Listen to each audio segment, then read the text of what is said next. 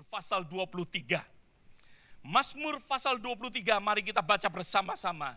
Di dalam ayat yang pertama, hari ini judul yang saya berikan, kenapa kita mengucap syukur kepada Tuhan. Sesuatu pertanyaan, tetapi kita menemukan suatu jawaban. Karena Daud memberikan jawaban kepada kita di dalam Mazmur pasal 23. Suatu alasan kenapa kita mengucap syukur kepada Tuhan. Di dalam ayat yang pertama di dalam kitab Mazmur pasal 23. Tentunya ayat ini sudah banyak sekali saudara mendengarkan. Seringkali pada saat saudara gelisah, pada saat saudara khawatir, saudara membaca akan ayat ini, saudara dihiburkan. Dan kita belajar pada hari ini untuk kita melihat apa yang Daud katakan sehingga kita dapat mengucap syukur. Daud memberikan alasan-alasan kenapa kita mengucap syukur. Di dalam ayat yang pertama, Daud berkata di sini, Tuhan adalah gembalaku. Mari kita baca bersama-sama. Kalau saudara sudah menemukan, mari kita baca bersama-sama ayat yang pertama. Tuhan adalah gembalaku, takkan kekurangan aku. Ayat ini mengatakan takkan kekurangan aku. Tentunya pada saat saudara mendengar, bahkan kalau saudara sendiri berkata takkan kekurangan aku. Mungkin ada orang yang memperhatikan akan kita. Mungkin ada orang yang melotot melihat kita bahwa takkan kekurangan aku. Dia heran mendengar perkataan ini. Mungkin setiap daripada kita yang berkata demikian, banyak orang yang terheran-heran. Tetapi firman Tuhan katakan, takkan kekurangan aku. Takkan kekurangan aku. Saudara dan Bapak Ibu yang dikasihin Tuhan. Di dalam kehidupan kita, kita hidup di dalam sesuatu zaman ketidakadapuasan di dalam kehidupan. Sehingga di dalam ketidakpuasan kita, seringkali kita tidak dapat mengucap syukur kepada Tuhan. Ada sesuatu sanjak yang dikatakan, saat itu adalah spring, tetapi summer yang aku inginkan, kehangatan hari-hari dan nikmatnya kegiatan luar. Saat itu summer, tetapi fall yang aku inginkan, indahnya daun-daun yang menguning, sejuknya udara. Saat itu fall, tetapi winter yang aku mau. Saat itu Natal dihiasin salju begitu putih. Saat itu winter, tetapi spring yang aku mau. Kehangatan musim semi dengan semerbaknya bunga-bunga.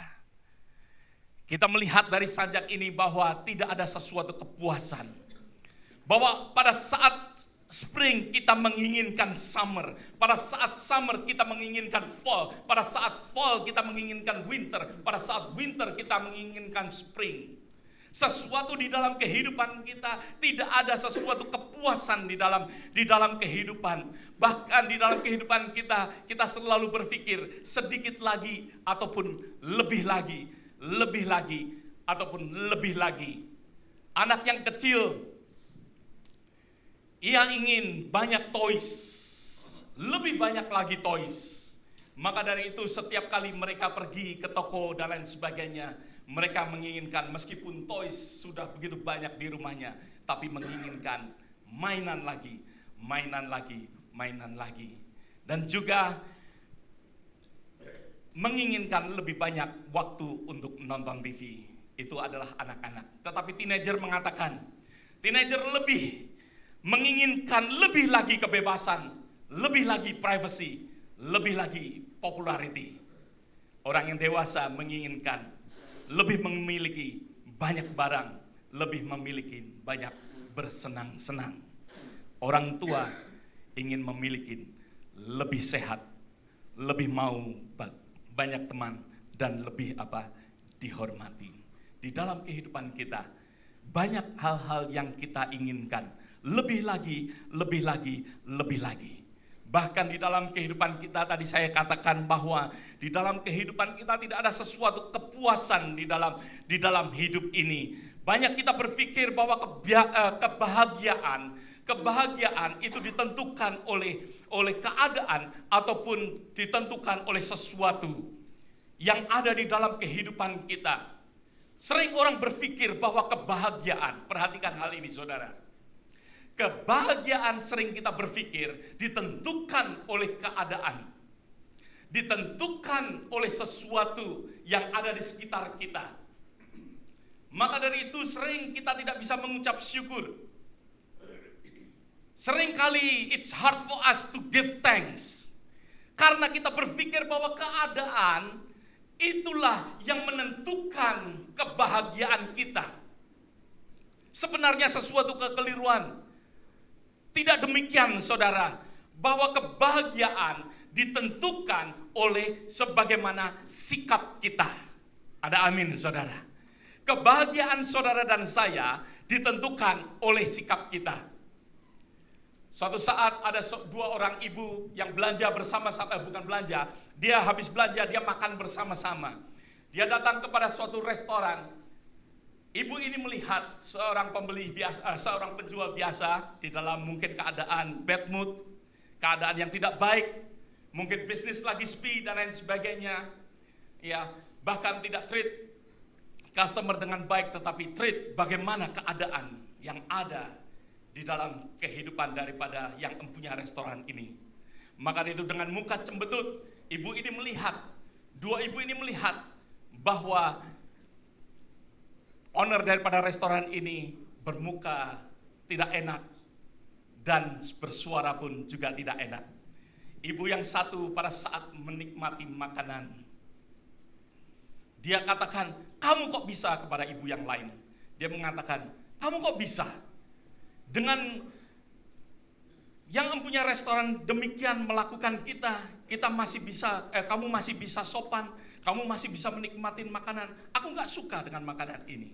Ibu yang satunya tetap makan dengan nikmat, saudara. Dia katakan, aku tidak peduli. Hidupku bukan ditentukan oleh keadaan. Hidupku bukan ditentukan oleh orang lain. Ibu yang satunya marah-marah, ya, tidak menghabiskan akan makanan, tetapi masih tetap bayar. Yang satu, ya, tetap menikmati akan makanan. Perut dikenyangkan, meskipun bayar, tetapi dia pulang tetap dengan sukacita. Di dalam kehidupan kita, entah kita jadi aktor yang tidak ditentukan oleh apapun juga, atau jadi reaktor. Kehidupan kita kadangkala bisa ditentukan oleh keadaan kalau kita mengizinkan keadaan itu untuk menentukan akan kehidupan kita. Mungkin kita akan bad mood mengikuti seorang penjual daripada makanan, tetapi kita tetap bisa bersukacita sebagaimana kita tidak ditentukan oleh keadaan apapun juga. Rasul Paulus berkata di dalam kitab Filipi pasal yang keempat ayat yang keempat. Rasul berkata, bersukacitalah senantiasa dalam Tuhan. Sekali lagi kukatakan, sukacitalah. Filipi pasal yang keempat ayat yang keempat berkata, bersukacitalah. Bersukacitalah senantiasa di dalam Tuhan. Rejoice. Katakan, rejoice in the Lord. Ya, rejoice in the Lord. Dikatakan, always, always. Di dalam segala hal untuk kita bersukacita. Rasul Paulus bersukacita meskipun dia di dalam penjara. Di dalam keadaan dia di penjara, dia menuliskan akan surat bahwa untuk bersukacita senantiasa. Untuk setiap daripada kita bersukacita senantiasa. Doesn't matter, tidak peduli keadaan apapun juga yang terjadi. Rasul Paulus pada saat itu berada di penjara, tetapi dia tetap bersukacita. Dia menganjurkan kepada banyak orang untuk bersukacita. Bahkan hari ini pun kita membaca akan ayat yang mana Rasul Paulus katakan untuk saudara dan saya, bersukacita. Ada amin saudara? Saudara bersukacita hari ini. Amin. Kalau saudara bersukacita hari ini, smile dong. Oke? Ya, saya takut lihat wajah saudara kalau saudara tidak smile. Ya, maka itu biarlah di dalam kehidupan kita semua kita bersukacita. Untuk kita bersukacita senantiasa di dalam sukacita kita, karena kita tidak ditentukan oleh keadaan kita, tetapi karena kita membuat sesuatu keputusan untuk bersukacita. Untuk kita bersukacita di dalam Tuhan. Untuk kita bisa mengucap syukur kepada Tuhan. Di dalam Filipi, di dalam ayat yang ke-11 dan ayat yang ke-12. Rasul Paulus juga berkata, kukatakan bukanlah karena kekurangan, sebab aku telah belajar mencukupkan diri dalam segala keadaan. Di dalam bahasa Inggrisnya akan lebih jelas. For I have learned to be content, dikatakan, ya. For I have learned to be apa? Content. Di dalam bahasa Indonesianya kurang jelas karena dikatakan bahwa aku telah belajar mencukupkan diri dengan keadaan, ya, mencukupkan sepertinya sesuatu yang dicukup-cukupkan, enggak, ya. Tetapi Rasul Paulus katakan bahwa I have learned, ya, I have learned to be content. Aku telah belajar untuk apa? Untuk merasa content, untuk merasa puas, untuk merasa cukup, untuk merasa satisfied. Rasul Paulus mengatakan, aku telah belajar. Ini sesuatu, kalau kita ini ingin merayakan suatu Thanksgiving, di dalam kehidupan kita untuk kita mau mengucap syukur, maka dari itu kita harus belajar di dalam kehidupan kita untuk kita merasa content, merasa puas, merasa kita ini dipuaskan oleh apa yang ada di dalam keadaan kita. Bahkan di dalam 1 Tesalonika pasal yang kelima ayat yang ke-18. Saudara bisa baca bersama-sama di dalam 1 Tesalonika pasal yang kelima ayat yang ke-18. Dikatakan, mengucap syukurlah dalam segala hal, sebab itulah yang dikehendakin Allah di dalam Kristus Yesus bagi kamu. Jelas sekali saudara. Jelas sekali bahwa mengucap syukurlah, Allah menginginkan untuk kita happy, untuk kita bahagia, untuk kita selalu puas di dalam kehidupan kita, di dalam segala circumstances, di dalam segala hal, untuk kita mengucap syukur kepada Dia. Untuk kita selalu bisa mengucap syukur, berterima kasih kepada Tuhan. Amin saudara. Saya ingin membawa setiap daripada kita hari ini untuk kita bisa belajar untuk mengucap syukur. Thanksgiving ada, saya mengucap syukur kepada Tuhan karena kita diajarkan. Di dalam setahun sekali kita diingatkan untuk kita belajar mengucap syukur. Bukan kita mengucap syukur setahun sekali saudara, tetapi kita mengucap syukur karena kita diingatkan untuk mengucap syukur kepada Tuhan. Mengucap syukur kita bukan hanya sekali, tetapi setiap saat kita mengucap syukur kepada Tuhan. Untuk kita berterima kasih kepada Tuhan. Maka dari itu apa yang kita akan belajar hari ini? Di dalam kitab Mazmur pasal 23. Kita kembali ke ayat tadi yang kita telah baca di dalam Mazmur pasal 23. Di mana memberikan kepada kita 3 alasan untuk kita dapat mengucap syukur kepada Tuhan. Kita akan baca lebih dahulu semuanya di dalam ayat yang pertama sampai ayat yang ke-6. Saya akan bacakan Mazmur 23 ayat yang pertama sampai ayat yang ke-6.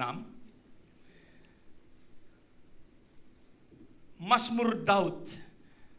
Tuhan adalah gembalaku, takkan kekurangan aku. Ia membaringkan aku di padang rumput yang hijau. Ia membimbing aku ke air yang tenang. Ia menyegarkan jiwaku. Ia menuntun aku di jalan yang benar oleh karena namanya. Sekalipun aku berjalan dalam lembah kekelaman, aku tidak takut bahaya, sebab Engkau besertaku. Gadamu, tongkatmu, itulah yang menghibur aku. Engkau menyediakan hidangan bagiku di hadapan lawanku. Engkau mengurapi kepalaku dengan minyak, pialaku pialaku penuh melimpah, kebajikan dan kemurahan belaka akan mengikuti aku seumur hidupku. Yang pertama, alasan yang pertama yang kita bisa belajar daripada Mazmur 23. Dalam kehidupan kita, di dalam kehidupan saudara dan saya, gembala kita, yaitu gembala yang baik, memberikan apa yang saudara dan saya butuhkan. Kita mengucap syukur senantiasa kepada Dia, karena Tuhan kita adalah Tuhan Jehovah Jireh. Amin, saudara. Tuhan kita adalah Tuhan yang memberikan apa yang kita butuhkan. Bahwa di dalam Alkitab memberikan suatu gambaran bahwa saudara dan saya digambarkan seperti apa? Seperti domba. Sebenarnya saudara, bukanlah suatu sanjungan untuk saudara dan saya menjadi domba untuk menjadi kebahagiaan. Tetapi sesuatu yang digambarkan oleh Alkitab, bahwa saudara dan saya seperti domba. Domba adalah binatang yang kotor, binatang yang tidak bisa sendiri, binatang yang bodoh. Bukan sesuatu sanjungan, saudara. Tetapi memang demikian keadaan daripada manusia terhadap kepada gembala kita, yaitu Tuhan sendiri. Sesuatu gambaran yang digambarkan bahwa saudara dan saya seperti domba. Ada seorang yang memberikan sesuatu karangan di dalam bukunya. Dia adalah seorang rancher. Dia seorang peternak yang memberikan gambaran. Dia bernama Philip. Dia memberikan gambaran tentang domba, saudara.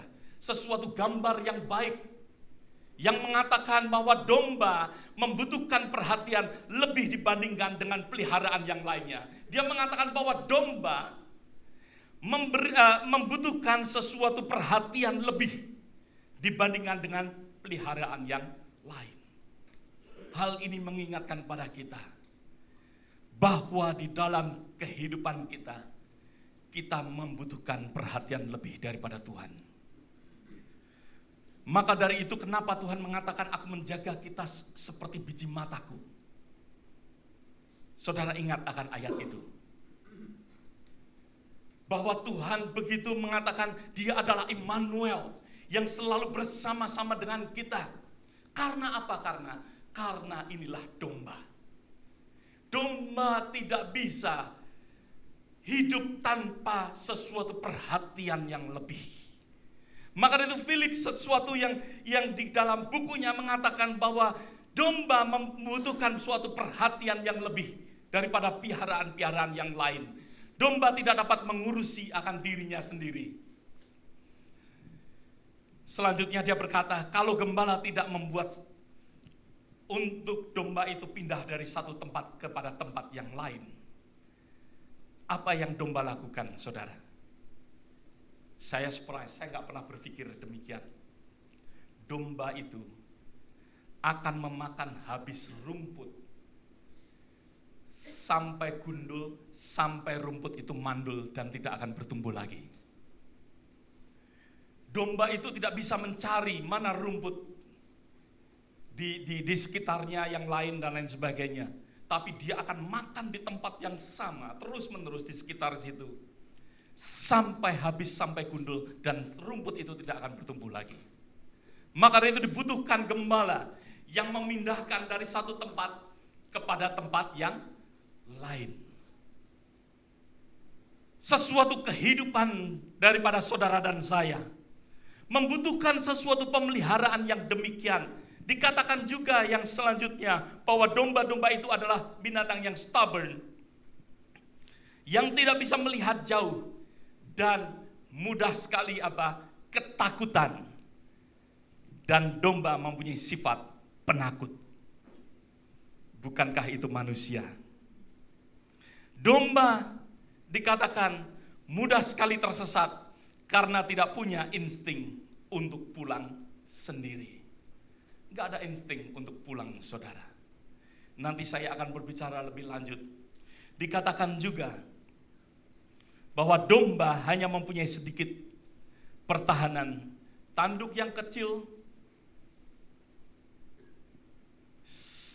selalu alat yang dia gunakan untuk defense dirinya, yaitu hanya berteriak-teriak dan juga paling lari, saudara. Dan juga dikatakan bahwa domba tidak bisa hidup tanpa gembala. Renungkan akan hal ini. Sepertinya sesuatu perkataan daripada seorang ranger. Puji Tuhan, ranger ini adalah seorang Kristen.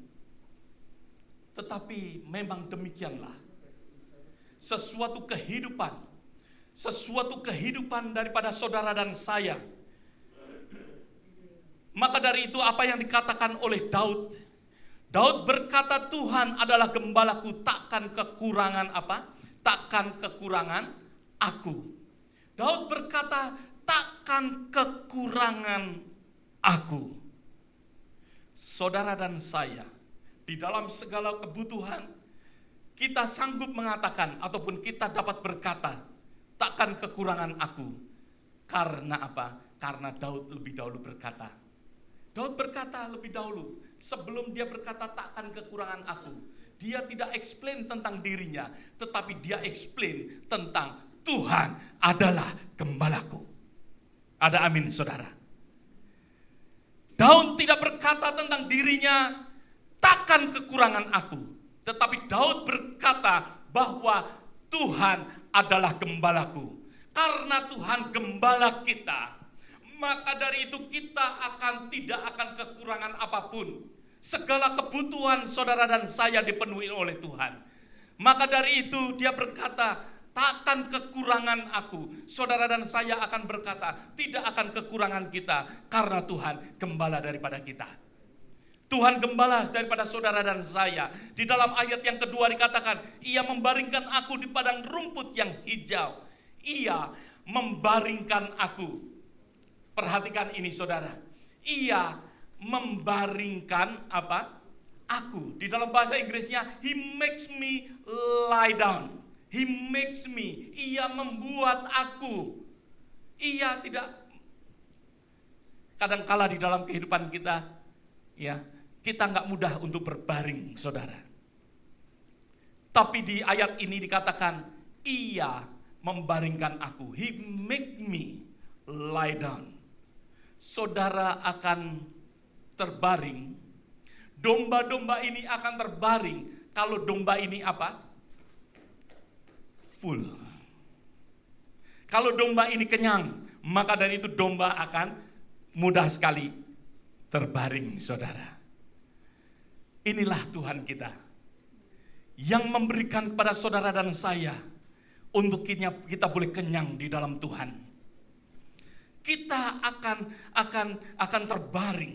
Tuhan membaringkan kita karena kebutuhan kita dipenuhi oleh Tuhan. Kebutuhan kita dipenuhi oleh Tuhan, maka dari itu kita terbaring. Domba itu bisa terbaring. Tuhan membaringkan dombanya. Karena apa? Karena domba itu tidak ketakutan lagi. Karena gembala itu penjaga kehidupan kita. Saudara dapat terbaring kalau kita percaya bahwa dia adalah penjaga kita yang tidak pernah terlelap. Dia adalah penjaga kita. Mazmur 121 mengatakan, aku melayangkan mata